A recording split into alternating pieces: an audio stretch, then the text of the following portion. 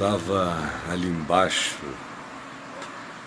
falando com você sobre atrofia mental quando caiu aqui alguma coisa. Na realidade, foi uma censura que eu sofri, porque ontem eu tinha postado aquelas imagens lá de Manaus, embora a gente tenha botado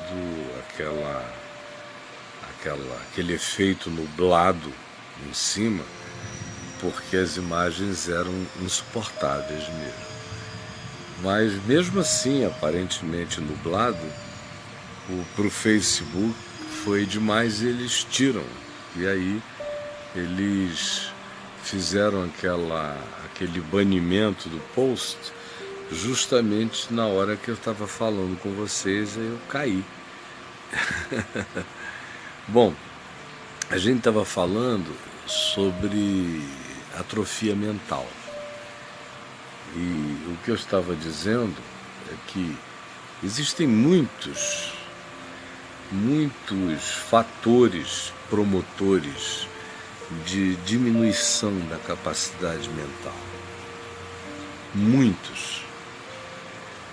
As pessoas são infinitamente mais inteligentes, mais capazes, mais intuitivas, mais perceptivas, mais criativas do que elas imaginam que são. Muito mais. Eu e você usamos 8 a 10% da nossa capacidade cerebral. E o cérebro é só um hardware. Não é nada além de um hardware, de um computador quântico. Ele é básico. Eu estou falando de algo que está para além do cérebro. Se no cérebro eu uso 10%, quando uso bem, imagina a mente, que é de natureza imponderável, que transcende o próprio cérebro. A mente, de onde procedem intuições, visões, percepções. O cérebro é uma máquina quântica, mas a mente é uma condição espiritual, psíquico-espiritual, a mente. E ela vai para além dos limites do próprio cérebro. Ela intui coisas que o cérebro, por nenhuma lógica, chegaria lá. Ela penetra o futuro. Ela mergulha e discerne abismos do ser. A mente. A mente é maravilhosa. Se você quiser saber do que a mente é capaz, uma mente não atrofiada, uma mente liberta, liberada, uma mente totalmente desneurotizada, uma mente sem paranoia.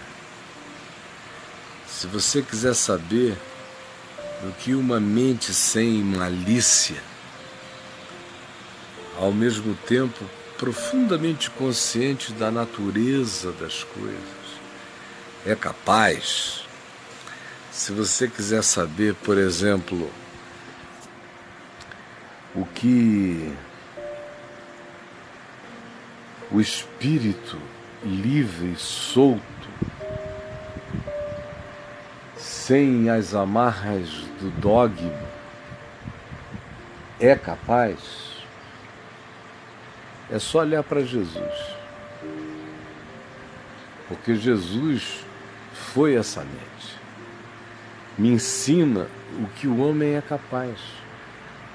Ele se faz chamar de o Filho do Homem, de a pessoa que é o que significa, na realidade, o termo, a expressão, o Filho do Homem. Em hebraico significa a pessoa, essa pessoa. Se você quiser saber o que a pessoa é capaz, estando toda desentupida, olhe para Jesus.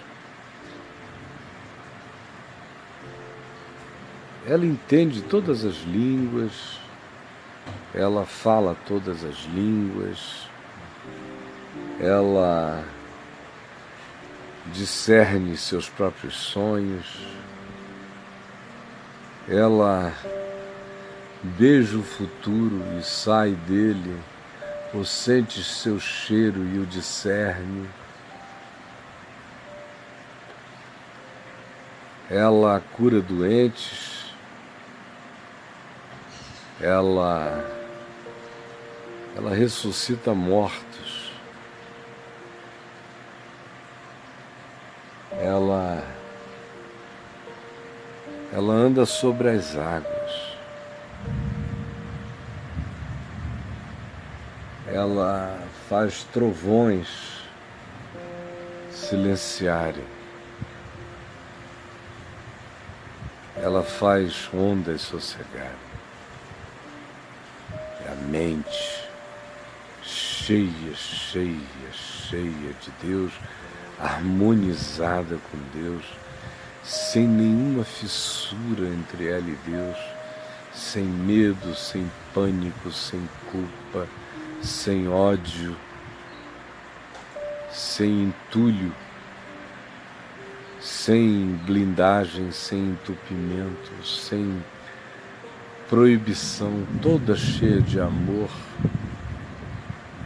sem medo da transgressão, porque aquele que ama não transgride.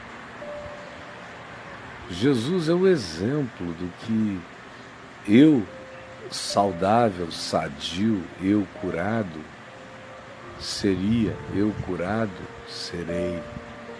É Jesus. Jesus é o exemplo de quem Deus é no homem e do que o homem é em Deus. É Jesus. Ali eu sei o que é ser humano e a partir dele eu vejo todas as nossas atrofias. Até mesmo, por exemplo, um cara extraordinário como Einstein, que cérebro extraordinário e que mente linda na capacidade de dar arquitetura ao invisível a partir do discernimento dos caminhos de Deus pela matemática aplicada à física. Lindo. Mas quando você olha para a inteligência emocional dele, péssimo. Quando você olha para um monte de outros aspectos da vida dele, infantil, egoísta, chauvinista, machista, indiferente.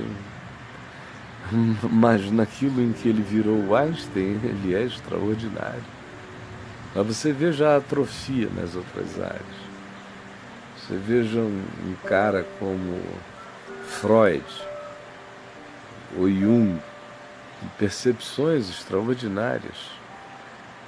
Mas, no que dizia respeito a algumas áreas da emoção, do afeto, seres totalmente disfuncionais. E Freud muito mais ainda. E quando se tratava de narcisismo, egolatria, então era um animal de tão idiota. E assim é. Só Jesus me faz ver o que o homem pode ser. Quem o homem é quando o homem vira homem, vira a pessoa. É aquilo ali, aquela maravilha.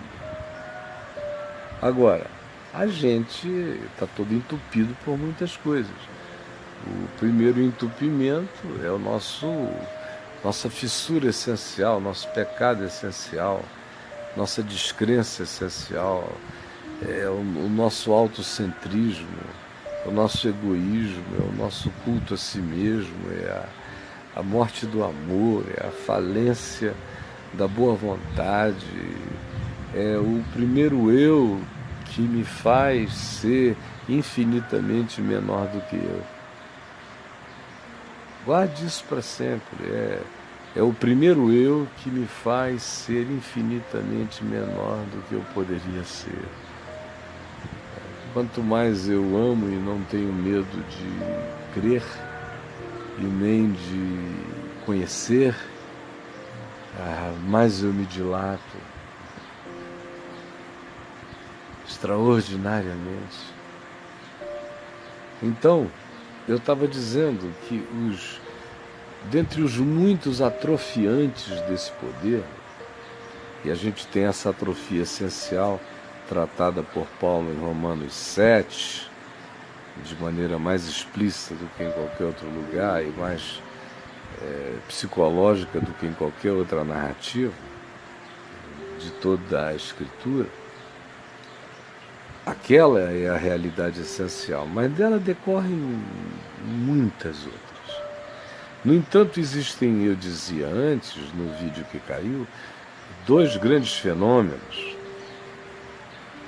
que são reputados pela escatologia do Novo Testamento, pela arquetipia, pelo modelo de interpretação histórico-escatológica oferecido no Apocalipse, que nos são apresentados como os grandes condicionantes fenomenológicos e coletivos da humanidade.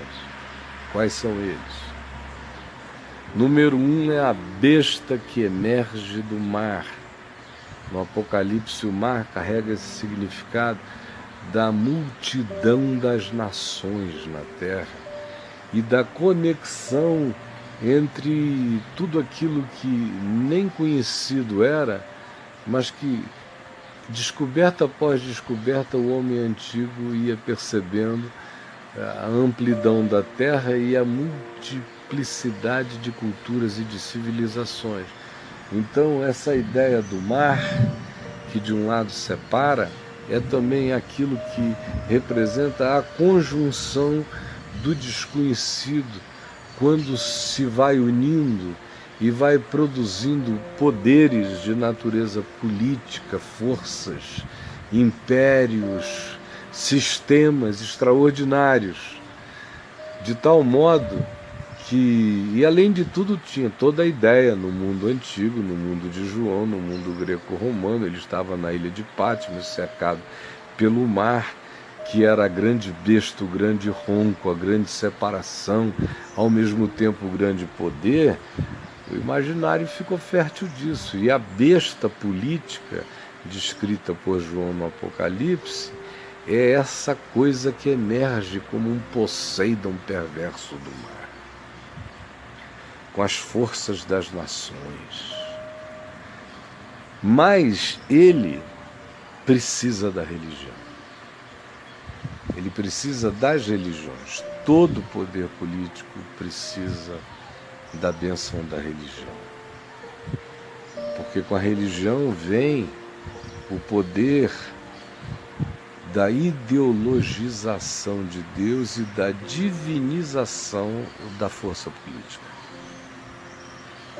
Então é inconcebível poder político sem o conluio religioso. É impossível.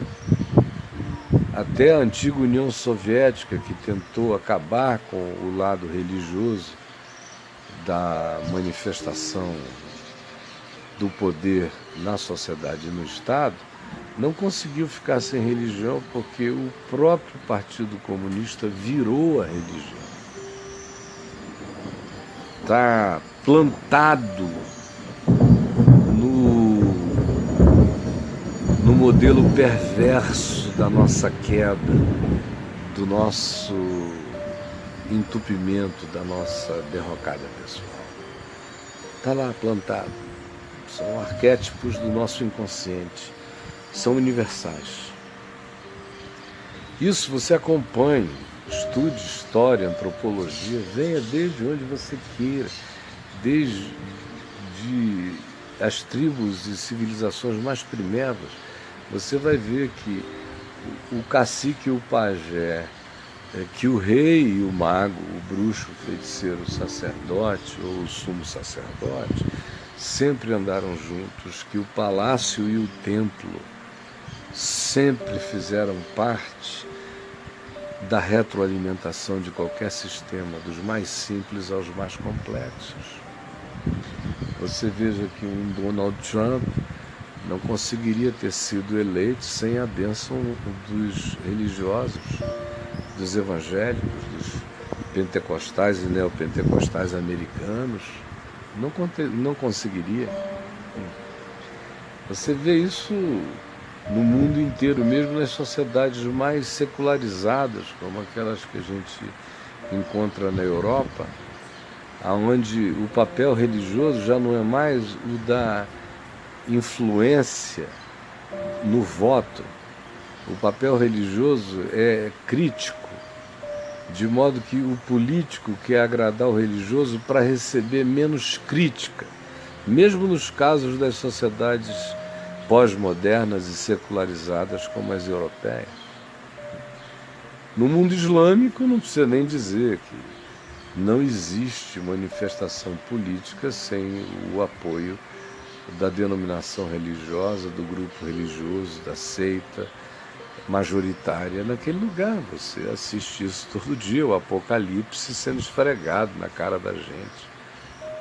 E a besta que emerge do mar e a besta que emerge da terra é a besta política e o falso profeta. Eles estão sempre em necessidade um do outro.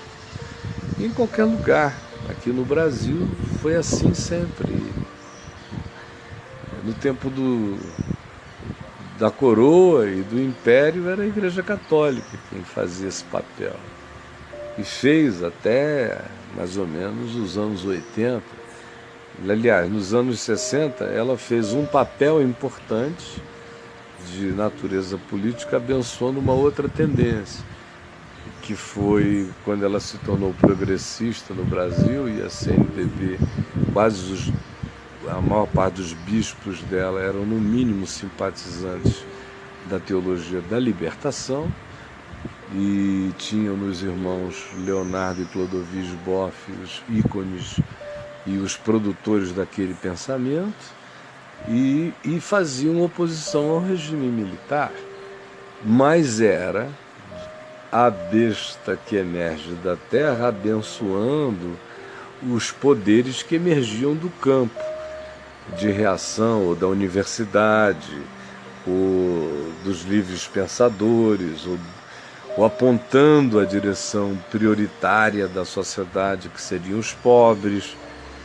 Mas é impossível fugir desse papel, seja com P maiúsculo, quando você está falando não em nome de um partido, mas em nome de uma ideia.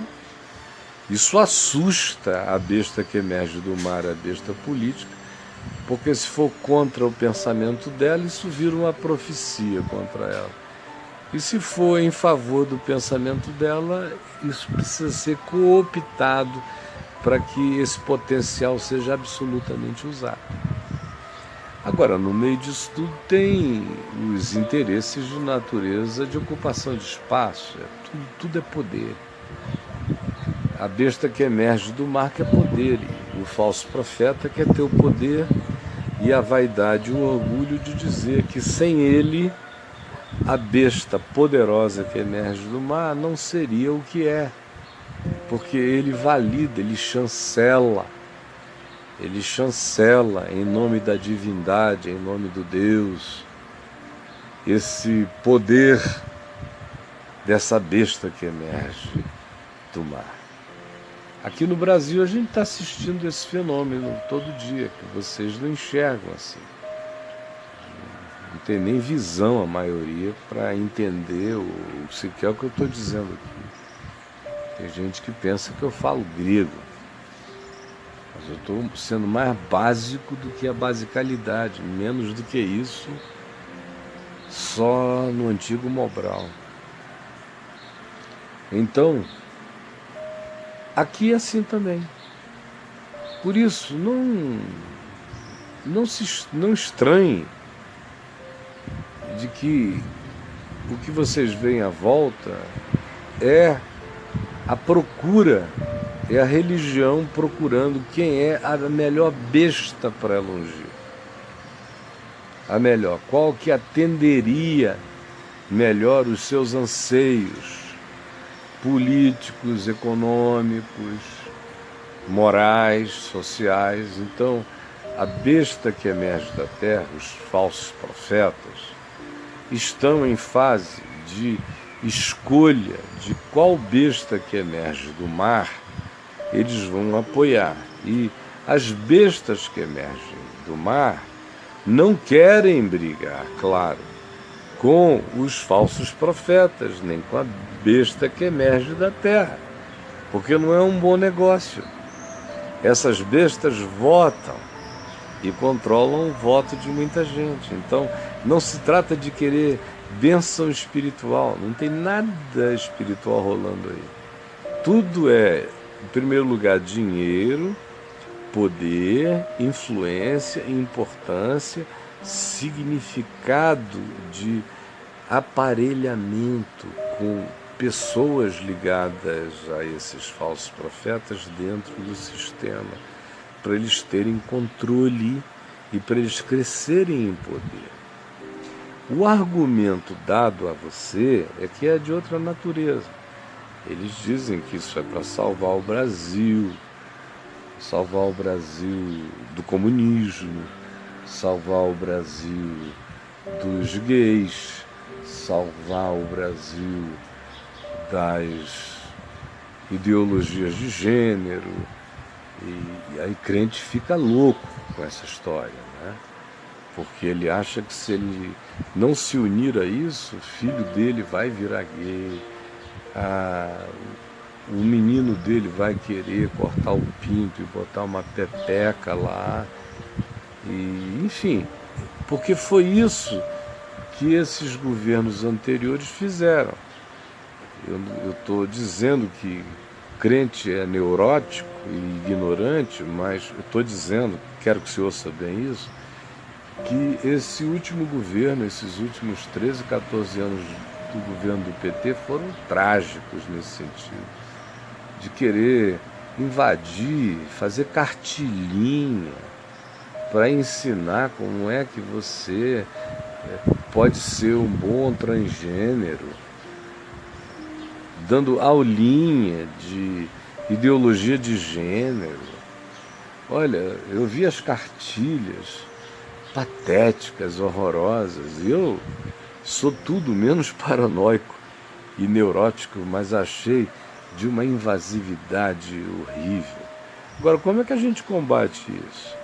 A gente já tirou o fomento principal dessa ideia, agora é não permitir que isso se transforme mais em política de educação de governo, que sejam dadas as informações pertinentes à situação, mas cada pessoa, dependendo da idade, e cada família, dependendo das pessoas, vão decidir isso entre eles. Cumpre ao Estado estabelecer a civilidade do processo, não fazer interferências e muito menos induções ou apologias de qualquer natureza.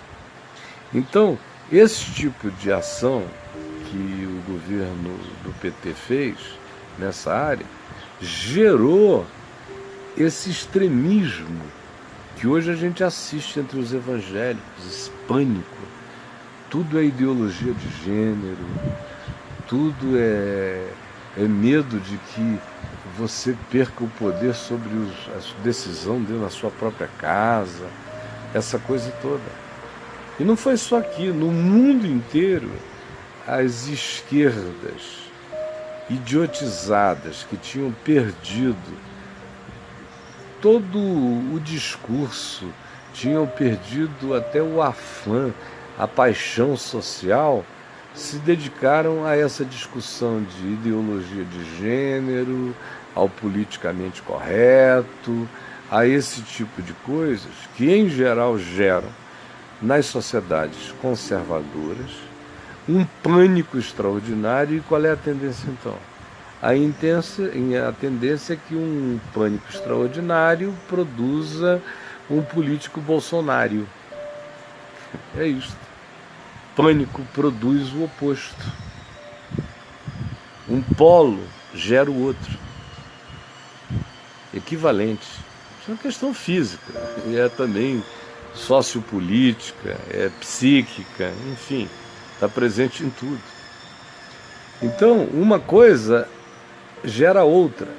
E quanto mais se polarize, tanto mais se fortalecem ambos os lados e maior é o abismo criado, e a hostilidade fomentada, e a morte do diálogo, e a atrofia mental de todo mundo. É a junção perfeita para fazer a mente morrer. O dogma político, ideológico, muitos de vocês estão possessos disso, desses espíritos, desses demônios ideológicos.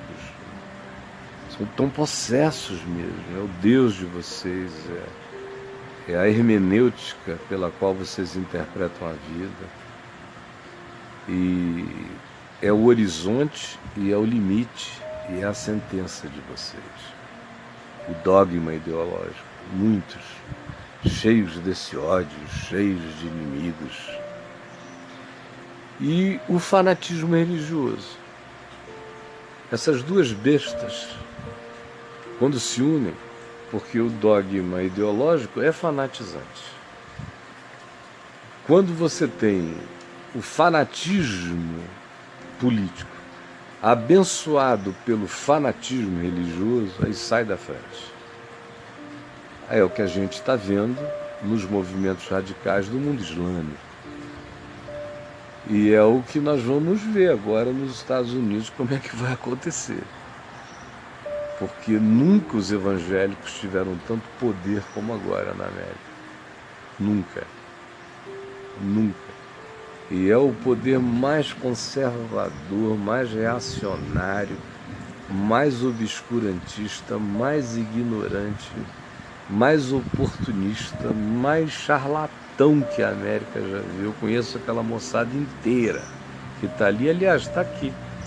Na minha página eu postei hoje uma matéria do Washington Post, está em inglês, pessoas que em circunstâncias normais, no mínimo, competem umas com as outras e frequentemente se odeiam. Mas em torno do objetivo de poder pelo poder e ter o seu naco de poder na maior potência da Terra, se unem para eleger um cara que lhes abrirá portas de interesse pessoal. Todo mundo vai sair muito mais rico, muito mais poderoso. São bestas gulosas, insaciáveis. E a mente daqueles que se entregam a esse processo, olha, perde até os 8, 10% de uso funcional médio do cérebro. Tem gente funcionando aqui com 0,5%, vou te dizer, porque não há lugar para pensar. A religião proíbe pensar. Pensar é pecado. Pensar diferente do cara que te controla é sair da congregação dos minions. Então, pensar é heresia, qualquer pensamento. A tua liberdade não existe ali dentro. A atrofia mental é certa, a atrofia cerebral total. A atrofia cultural é explícita, é óbvia, é trágico. Mas existir Entre a besta que emerge do mar e a besta que emerge da terra, faz do indivíduo apenas um minion apocalíptico. São minions apocalípticos, esses seres zumbificados. Toda essa ficção hollywoodiana de vampiros e zumbis está absolutamente coerente, arquetipicamente falando, com o que existe na sociedade à nossa volta. Ou são zumbis, ou são os vampiros, tirando o sangue dos humanos que ainda restam. Quem é você no meio dessa história? Quem é você? Não temos opções, alguém diz aqui. Eu tenho, eu não sou assim. Vou morrer sem ser assim. Sou discípulo de Jesus, eu tenho opção. Eu tenho, olha aqui para mim. Eu como, bebo, pago as minhas contas, pago imposto, faço tudo isso sem ser assim. Falo com milhões de vocês sem ser assim, sem apelar para nada disso. Claro. A questão não é em quem vocês têm que votar, esqueçam isso. Não é em quem. Antes de tudo, vocês têm que definir qual o caráter mínimo que essa pessoa e esse projeto precisam ter. Nenhum deles será, de modo algum, nem sequer próximo do ideal, mas não pode ser desumano. Não pode ser desumano. E uma coisa não é anticristo, quando ela diz que é leiga, defende a laicidade do Estado, não é necessariamente, isso não faz nada anticristo. O que torna a coisa anticristo é, em nome de Cristo, fazer tudo que o Evangelho não manda e não ensina, advogar tudo que o Evangelho não manda advogar e usar todas as armas que não sejam exclusivamente as do amor, da verdade e da justiça. Mas tem muita gente que não entende, não consegue. Eu peço ao Senhor Jesus que comece a abrir a mente de vocês mesmo, porque houve um bloqueio brutal. E no meio ao qual eu me dirijo, provavelmente mais do que em qualquer outro meio social à nossa volta, a atrofia mental é descomunalmente maior. É triste dizer, mas é realidade. E também não se está inaugurando uma era.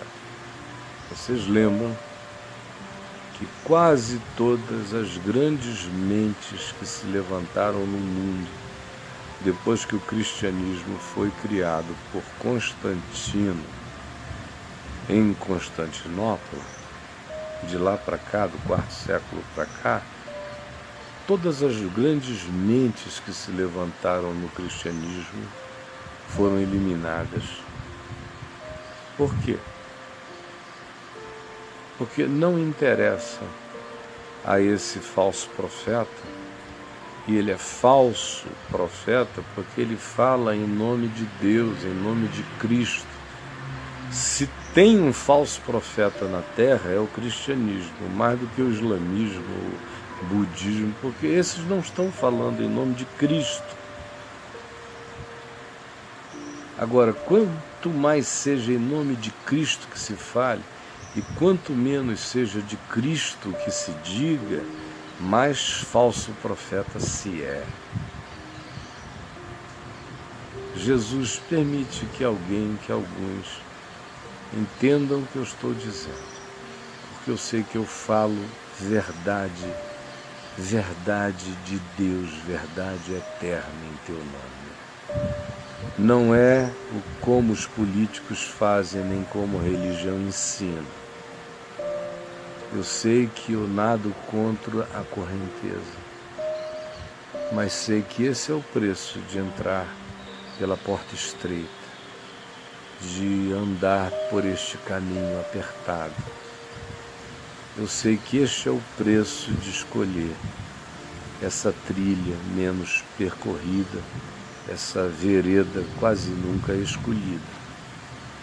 Mas permite que o Espírito Santo ilumine a compreensão de muitos nessa geração e que ainda haja salvação e entendimento, que ainda haja essa graça e poder de que a tua luz vença as trevas do obscurantismo e que as mentes sejam libertas e que o véu das bestas seja tirado de sobre a mente daquele que deseja, daquele que quer, daquele que não quer levar a marca, o 666 dessa idiotice no espírito. Em nome de Jesus. Deus abençoe vocês. Se vocês acharem que devam compartilhar com os amigos, ou até com os inimigos, compartilhem. Não tenham medo, minha gente. Tem muita gente que a minha se vê aqui, eu vejo as estatísticas, chega a ter períodos, semanas que milhões de pessoas frequentam esse ambiente aqui. E lá são menos de 200 mil pessoas que oficialmente curtem a página. Por quê? Porque quando você curte, o que acontece é que isso aparece na sua página pessoal. Aí algumas pessoas dizem, eu não quero ser molestado por gente que não gosta do que o Caio diz. Mas não é uma questão vinculada a mim. A certeza é tão esmagadora que eu ouso dizer o seguinte, não é o que o Caio diz, eu sei o que Cristo fala por mim. Vá lá e deixe esse medo de lado, vire gente, encare, escolha, meta a cara, meta o dedo lá no meu mural, curta mesmo e deixe que isso reflita no seu. Vivas com as consequências de se tornar uma pessoa, da pessoa, do Filho. Um beijo.